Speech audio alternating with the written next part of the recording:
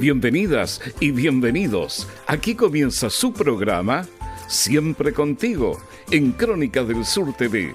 Entrevistas, noticias y muchos consejos de toda nuestra diversidad como sociedad. Aquí están Alexa Heinz y Juan Cárcamo en su programa Siempre Contigo.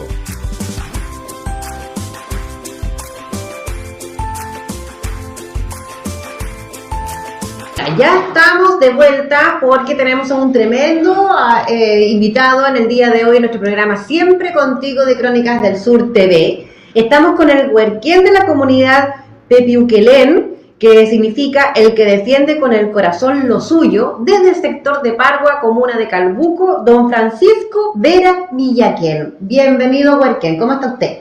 Muy bien, gracias por la invitación, un agrado estar en este programa, primera vez que participo en este programa por lo menos, así que desde acá un saludo a toda la audiencia de este programa, que por lo que me doy cuenta está teniendo bastante alcance. Así es, bienvenido pues. Muchas gracias. ¿Cómo estás? ¿Bien? Bien, aquí siempre en las luchas por los derechos sociales y derechos de nuestras comunidades en particular. Entiendo que es la razón por la cual fui invitado a este programa. Pero yo soy copuchento. Sí, porque siempre, no hay invitado que no se escapa de la copucha de Juan. ¿Quién es Francisco? ¿Quién eres tú? ¿De dónde provienes? ¿Cuáles son tus raíces? ¿Cómo te has proyectado para llegar a ser huerquén? Bueno, primero decir que huerquén es un cargo ancestral dentro de la cultura del pueblo mapuche. Nosotros somos una comunidad mapuche, huilliche. Muchas quieren decir que somos huilliche y solamente que no existemos como mapuche, cosa que es absolutamente falso. El territorio mapuche ancestral abarcaba desde Copiapó hasta la archipiélago de la Huayteca, es decir, en un amplio territorio que luego de la invasión española quedó reducido desde el Biobío al sur, pero nosotros somos parte del pueblo mapuche. Particularmente quien habla acá en su calidad de vocero, porque eso significa huerquén. Soy oriundo de Pargua, nacido y criado en Pargua toda mi vida, salvo un periodo que estuve fuera por razones de trabajo, luego de la recesión grande del año 82, pero luego vuelvo a mi tierra precisamente a la muerte de mi abuelo, a quien siempre admiré mucho, Lindor Millaquén, Maricagüín, quien nos legó no solamente su cultura, sino que también esa fuerza para luchar por lo que él siempre creyó que debió defender. Así que somos parte de esta comunidad ancestral. El territorio del cual nosotros somos parte es un territorio amplio que abarca todo lo que hoy día se conoce como Pargua, incluso desde el lugar donde hoy día nace el proyecto emblemático del Estado chileno, que es el puente del Canal de Chacao. Eso está dentro de lo que era un territorio ancestral mapuche. Casualmente, y para bien de nuestra comunidad, nosotros encontramos el plano de ese título, que era un título de los que se denominan realengo, que hasta el año 2004 se creía que solamente existían en Chiloé. Pero nosotros encontramos el plano de ese título en el Conservador de Bienes Raíces de Calbuco, por lo tanto es indesmentible, que prueba que efectivamente esas fueron tierras ancestrales de nuestros antepasados Maricagüín. De hecho, el título dice Potrero de la Merced de los Maricagüín, es un título que abarca desde más o menos de lo que vendría siendo casi la cuesta del Guaso hoy día, yendo de Pargua a Caremapo, y hasta la zona del pasado de Cruce Chahuel, el sector denominado Estado, y de ahí baja hacia la playa donde están los hitos, que son la piedra negra y la piedra blanca, que se llaman en el sector de Ensenada de Tique, y por el lado del mar hacia la punta de Coronel. Aproximadamente ese es un territorio que abarcaba 4.490 hectáreas que fueron otorgadas como un título realengo a nuestros antepasados Maricagüín, y del cual nosotros descendemos. Ese es el linaje ancestral que yo tengo. Tenemos antecedentes históricos de nuestros antepasados en ese lugar, en Pargua, por lo menos desde el año 1790. Muy bien, muchas gracias Francisco por estar con nosotros acá. Vamos a ir conversando, ¿cierto? ¿Cuántas comunidades indígenas tienes ahí en ese territorio? ¿O a cuántas tú tienes que te articula, te coordina? Porque tú estás siempre en Pargua, has sido un tremendo defensor de los derechos ahí, has alzado la voz. Por eso en algunas partes los que alzan la voz no lo quieren. Pero, ¿cuántas comunidades conforman todo ese territorio? En ese territorio hoy día deben haber por lo menos unas 8 comunidades. 8 comunidades. Sí, por algunas trabajamos bien, en armonía, otras simplemente no podemos trabajar porque ellos defienden otros intereses. Para nosotros, el mundo mapuche es gente de la tierra, por lo tanto, lo que debemos siempre hacer, y eso por un mandato ancestral, y también por los que nosotros llamamos los Quechillén, que son los espíritus de los antiguos, nos ordenan proteger el entorno que tenemos, el espacio donde habitamos, el hidrofil muñense, el denomina el Maputo Ngul. Pero hay comunidades que simplemente lo único que les interesa es negociar con alguna empresa extractivista, y para ello, obviamente, yo por lo menos no represento ninguna de esas comunidades. Sí, las comunidades que están defendiendo sus derechos, como la que tú me mencionabas, la Huelpi, una comunidad con la que hemos trabajado, de hecho lo ayudé a constituirse, lo he apoyado durante estos años. Igualmente tenemos otra comunidad en el territorio de Chayagüey, la comunidad Riñigüey, con la cual igual hemos trabajado bien unidos. Hay otras comunidades más acá arriba, cerca del Cruce Colaco, que también están trabajando en armonía con nosotros también en la defensa de lo que creemos nosotros que debemos proteger, como es el cuidado de la naturaleza en definitiva. El cuidado de la naturaleza y su entorno. Así es. Pero ¿qué es lo que específicamente para la gente que nos está mirando a ustedes? Porque muchas veces se distorsionan los mensajes que se entregan, o también se distorsionan las emisiones que dan muchas autoridades del Estado, ya sea de distinta orden. ¿Qué es lo que más defienden ustedes? ¿Qué es lo que a ustedes les interesa preservar en la parte ancestral? O sea, la parte ancestral, todo lo que tiene que ver con lo que da vida, en definitiva. Los pueblos originarios en general protegen la vida, y la naturaleza es la que produce vida. Por ejemplo, hay una situación que hay un parlamentario que lo ha criticado acá en la región de los lagos. Se aprobó el año 2021 una ley de humedales urbanos. ¿Qué es un humedal urbano? Es un espacio que nosotros llamamos de biodiversidad, donde existen diversos tipos de elementos que ayudan a mantener un sistema coordinado y saludable de vida. Si eso se rompe, la vida también se rompe. Sí. Este parlamentario, que por ahora no voy a retener su nombre, pero todos van a saber quién es, dice que donde hay una poza, dicen que es un humedal. En Puerto Montt llueve todo el año, por lo tanto, todos los lados de ahí es un humedal, y eso es absolutamente falso. Yo estaba, por ejemplo, en Alerce, y vemos que en Alerce llueve un poco y todo se inunda. ¿Por qué? Porque Alerce fue construido sobre puros humedales. Claro. Hoy día tenemos el grave problema que mucha gente está viviendo, que sus casas prácticamente están inhabitables porque están llenas de hongo por la humedad, pisos que se están quebrando y hundiéndose.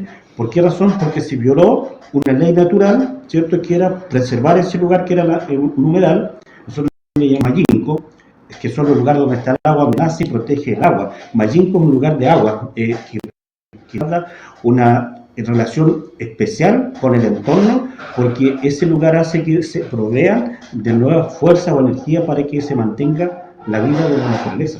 Yo me recuerdo que cuando estábamos en Alerce, nosotros con nuestro estudio en la evaluación Manuel Busto, ahí ustedes hicieron un punto importante de que se visibilice un humedal. ¿Te acuerdas ahí? Con la Lonco? Sí, con la Verónica. Con Verónica, ¿cierto? Saludamos a la Verónica, sí, que nos vemos. Y el Lonco Juan Guanel. El Juanito Guanel, ¿cierto? También fue presidente de la asociación de fútbol ahí. Es tremendo activista ahí, sí, apoyando todas las acciones, Juanito, ahí en Alerce. Trabajamos muy relacionados con ellos, con mucha unidad con la gente de ese territorio. Muy bien. Vamos a los temas, ¿no es cierto?, que han estado en la agenda, pero ustedes vienen, yo me recuerdo que el año 2021 ahí, ¿no es cierto?, Alexa tiene más antecedentes, así que te voy a pasar la palabra a ti, Alexa, para que vayas conversando con nuestro Huerquén. A nosotros nos gustaría saber, Huerquén, en qué está hoy en día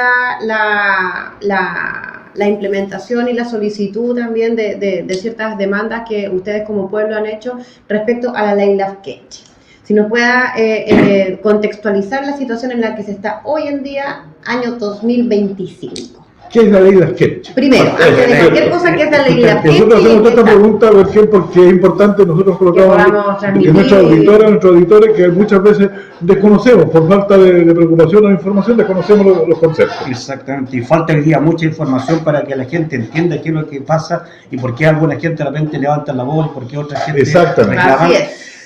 Hay que decir primero que nada que el año 94 entra en vigencia en Chile una ley que se llama la Ley General de Pesca y Agricultura, que entre sus artículos protegía o beneficiaba en cierta medida a la pesca artesanal puntualmente, le asignaba un área de 5 millas que era exclusiva para la pesca artesanal, cosa que hoy día ya no existe para la pesca artesanal, pero esa ley tuvo un grave problema para las comunidades mapuche puntualmente, que los dejó fuera de la posibilidad de trabajar en el borde costero, cosa que siempre se había hecho de forma histórica, ancestral. Es decir, por ejemplo, cualquier comunidad iba a la playa, mariscaba, tomaba su bote o se iba a pescar y no tenía ningún problema, pero a partir de la Ley General de Pesca y Agricultura se empezó a exigir autorizaciones especiales para que pudiera... La ley Longueira. Exacto, la ley Longueira vino después a perfeccionar ese tema, pero esta ley estaba de mucho antes, estamos hablando del año 94. Ese año entra en vigencia, la ley se aprobó el año 93. Y ocurre que las comunidades empezaron a tener este grave problema porque empezaron a ser multados por las capitanías de puertos puntualmente, y esto no se vio tanto acá, pero sí se vio en algún lado en Chiloé, pero por ejemplo en la región de Cañete, Quirúa, toda esa zona, Arauco, empezaron a tener estos graves problemas, y es desde ahí donde se empieza a levantar una voz de preocupación. Y cuando asume el presidente Ricardo Lagos, todos esperamos que iba a ser un presidente proclive o que iba a apoyarnos, y se le presenta la demanda y el presidente plantea hacer una indicación a esta Ley General de Pesca, se compromete a reunirse con mapuches en la zona de Tehuacagua. Había 5.000 mapuches esperándolo, donde Ricardo Lagos no llegó. La gente se molestó mucho y empiezan a trabajar con el apoyo de algunos parlamentarios, entre ellos, yo siempre lo he estado diciendo este último tiempo, porque a mí me llama mucho la atención, Manuel Monsalve fue el primer diputado que tomó el guante para apoyar esta demanda de los pueblos originarios y empezó a preparar junto con sus otros colegas un proyecto de ley que apuntara precisamente a una ley especial hacia los mapuches.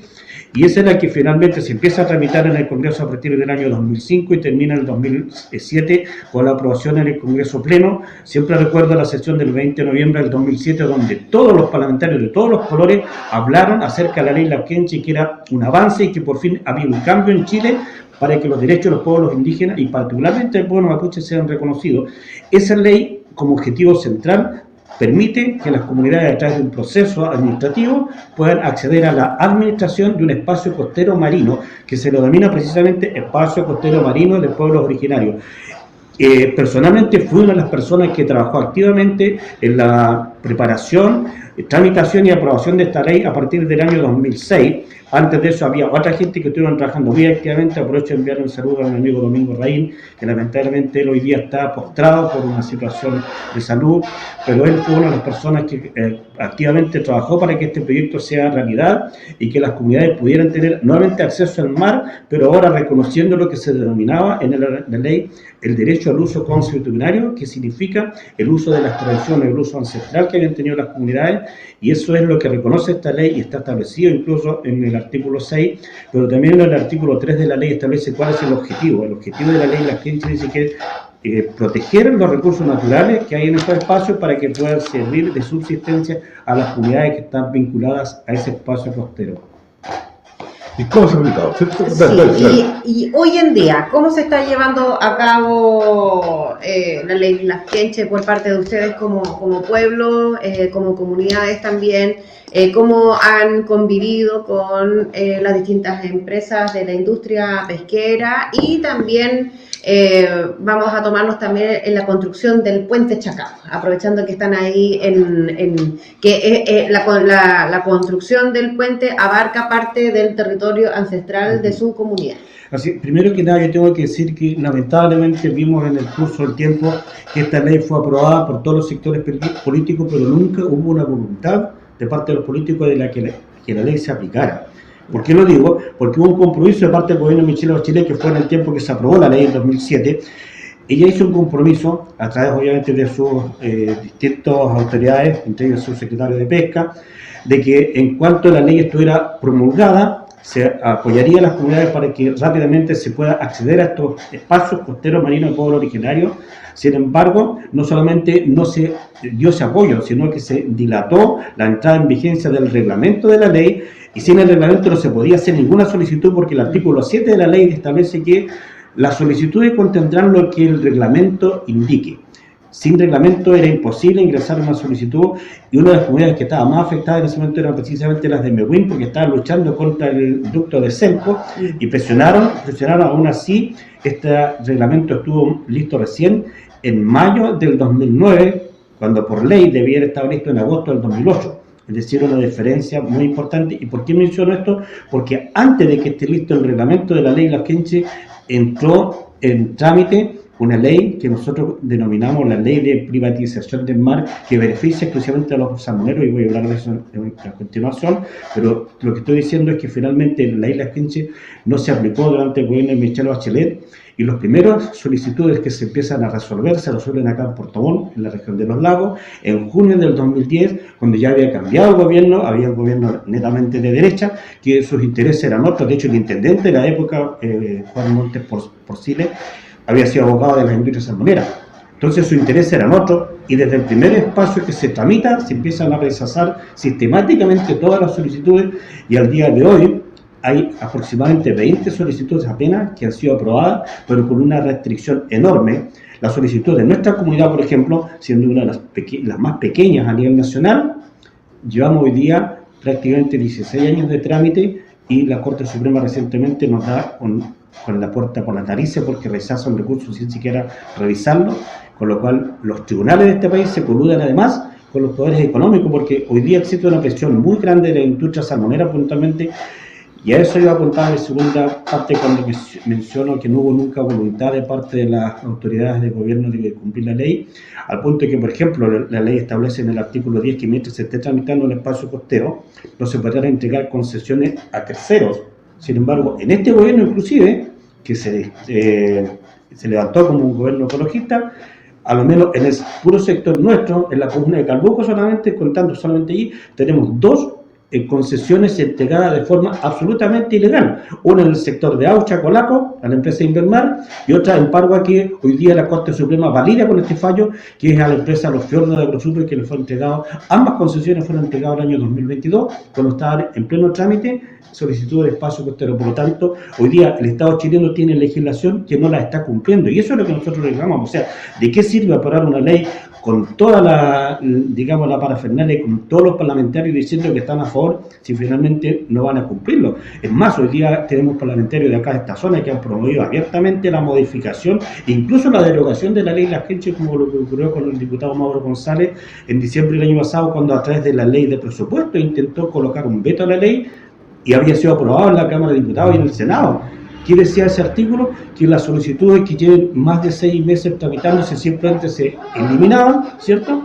Y quedaban sin tramitarse, y ninguna solicitud se iba a ingresar en el periodo 2025. Felizmente el Tribunal Constitucional escuchó nuestros argumentos, fui una de las personas que intervino ante el Tribunal Constitucional para que ese artículo se derogara, y el Tribunal Constitucional lo anuló felizmente. Si no, hoy día tendríamos una situación mucho más caótica que la que hay para el pueblo indígena en concreto. La ley Las Kenchi hoy día está haciendo letra muerta. O sea, y por ejemplo, cuando el diputado Mauro González trata de colocar este veto y que se concrete este veto de derogación, ¿él se había acercado a ustedes como comunidades afectadas para hablar de este tema? Absolutamente, incluso más. Nosotros tuvimos la Comisión de Pesca del Cámara de Diputados en marzo del año pasado, y fuimos a hacer una presentación precisamente en favor de la ley de Las Kenchi, y uno de los que habló en contra de la ley fue precisamente Mauro González, sin siquiera conocer a las comunidades. Entonces yo creo que de partida le hago un llamado a los parlamentarios de la zona a que actúen responsablemente. Primero, conozcan la realidad, pero que no inventen cosas como fue lo que ocurrió, por ejemplo, con Fidel Espinosa en la situación que pasó en Colaco, con el segundo Consejo Marítima que se entrega ilegalmente a la empresa Invermar, una empresa salmonera, donde él incluso se mete en asuntos internos de una comunidad y los lleva al Congreso.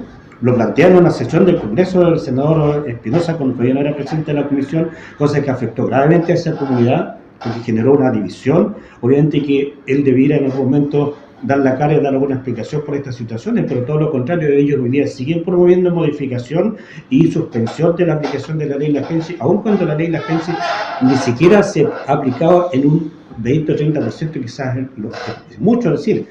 Y pero también ahí hay algunos personeros, ¿cierto?, que están a favor de esta derogación de la ley, que por ejemplo hay un lonco que tengo entendido también es de Pargua, que también promueve, ¿no es cierto?, toda la derogación, y lo andan gritando a todos lados, los acusados a muchos de ustedes, ¿me entienden?, de que han hecho negocios producto de esta aplicación de la ley, de que cuando alguna institución privada pide una concesión, ustedes colocan las condiciones, y dentro de eso incluso incluso han dicho, ¿no es cierto?, que serían, ¿no es cierto?, de tipo de recursos económicos que ustedes le exigen a esa entidad que solicita, porque eso se ha dicho en todas partes. Así es, se ha dicho en todas Y eso partes. no te lo estoy yo... Sí, de partida aclarar al tiro que... Eso hay que aclararla. Esta persona que usted menciona, primero, no es lonco, segundo, no es de Parva, él incluso ya dice que es cacique, ni siquiera dice que es mapuche, sino que dice que pertenece al pueblo Peliche, que es un pueblo que no existe, que han inquirido un grupo de gente de Chiloé tratar de inventar un nuevo pueblo, y eso viene desde el gobierno de Piñera, del primer gobierno de Piñera, cuando la diputada Jenny Álvarez promueve un proyecto de ley para modificar la ley indígena y crear un nuevo pueblo indígena que sería el pueblo Huilliche de Chiloé. En ese momento, luego eso fracasa porque no tenía fundamento. 2 o 3 años más tarde, Iván Moreira toma el mismo proyecto para crear un nuevo pueblo, que tampoco ha tenido desarrollo en el Congreso. Hoy día Mauro González está promoviendo ese mismo proyecto, y este señor que usted menciona, que es Juan Joaquín, dice que él es miembro de ese pueblo. Por lo tanto, primero, él no es lonco, porque los loncos son autoridad ancestral del pueblo mapuche. Segundo, él no es de Parva, ¿ya? Él vive acá en Mirasol, en Puerto Montt. Tercero, él es un operador político hoy día que trabaja para la industria salmonera, y eso se puede ver, y hay evidencia en distintos lados. Ustedes lo pueden ver en Santiago, en Valparaíso, donde hay el tema de la industria salmonera. Él está allí haciendo una apología precisamente en contra de la ley Las Quenches. No habla de ninguna otra cosa más que en contra de la ley Las Quenches, porque lo que busca es el objetivo que persiguen los salmoneros. Los salmoneros desde el principio siempre quisieron eliminar la ley Las Quenches, y ahora voy a hablar de por qué era tan importante que el reglamento hubiera estado con más anticipación y qué tiene que ver esta ley que se ingresa en mayo del 2009 a tramitación, o en marzo, perdón, del 2009 a tramitación, y que finalmente aprobó el 10 de marzo del 2010 ya en el Congreso. Nosotros le denominamos la Ley de Privatización del Mar, y esa ley es una modificación a la Ley General de Pesca y Acuicultura. ¿Cuál es el sentido que tiene esa ley para los salmoneros y por qué hay una oposición con la ley Las Quenches? Porque la ley Las Quenches busca proteger ciertos espacios de borde costero para que los pueblos originarios lo puedan administrar.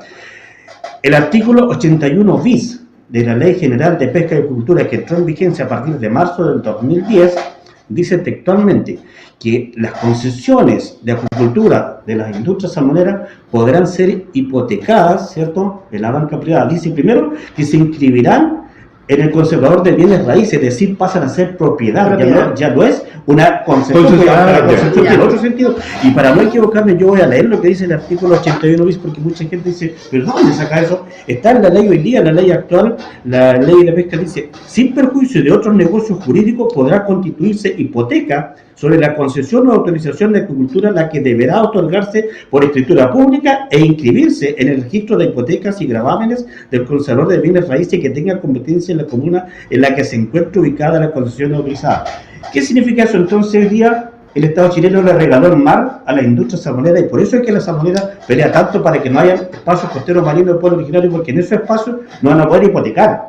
Hay muchas concesiones de la industria salmonera que hoy día no están siendo utilizadas para producir salmón, están siendo utilizadas para utilizarlo, o valga la redundancia, hipotecarlo en la banca privada. Eso fue lo que generó esta modificación a la Ley General de Pesca y Acuicultura del año 2010, la que nosotros le denominamos privatización del mar, porque en estricto rigor es eso. Cuando uno dice lo hipotecan, lo inscriben en el conservador de bienes raíces como hipotecas y gravámenes, es porque paso a ser dueño de ese espacio.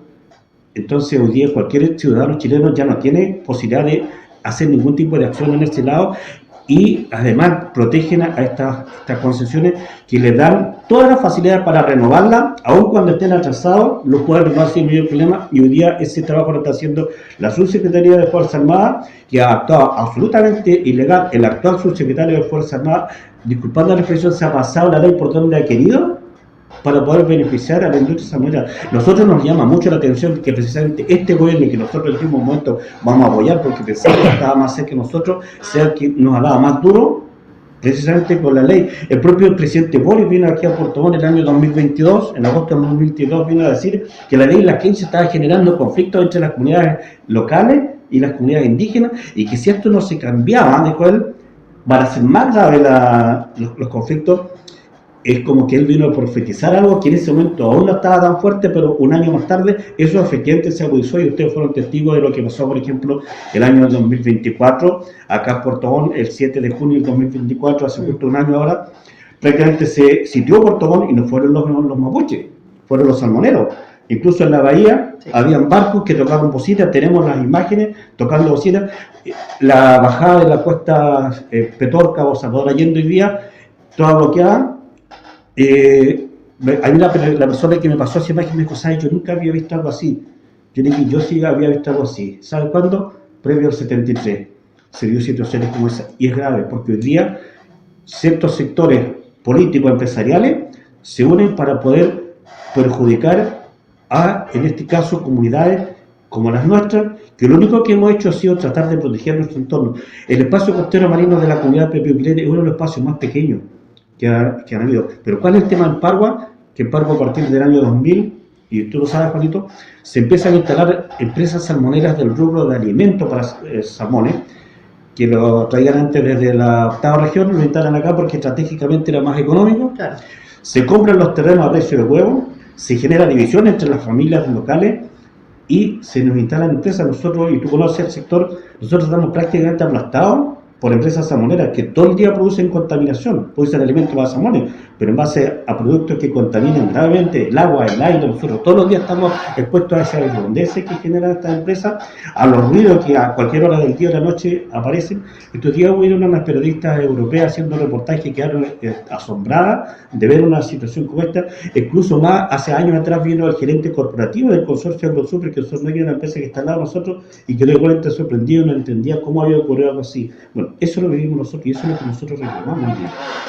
Vamos a hacer una pequeña pausa, Alexa, Jordi, porque está muy interesante, Sí. con mucho contenido de la conversación, y vamos a seguir conversando a la vuelta de la pausa, porque son mucha información, es mucho antecedente, porque siempre hay que escuchar todas las partes, no hay que quedarse solamente con un solo lado, y por eso estamos con nuestro invitado hoy día especial, aquí en Francisco Vera. Villaquén, si no la mamá me da... Huerquén de la comunidad Pepe-Uquilén del sector de Pargua, comuna de Calbuco. Vamos a la pausa y volvemos al tema. Sí.